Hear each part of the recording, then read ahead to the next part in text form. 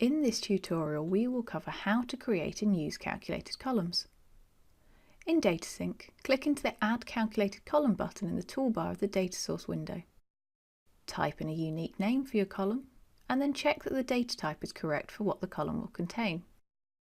Now you need to type in your expression. In this example, we'll be creating a username using the last name and first letter of the first name, all at company.co.uk. Once you are happy with your expression, click OK to add this to your data source.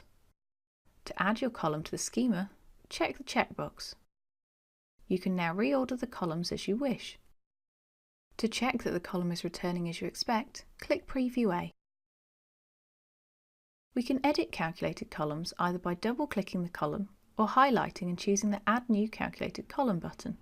Make any changes and then press OK.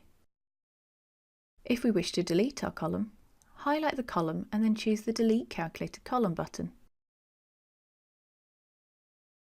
If the column was added to the schema map, you will now need to remove the blank record from the schema.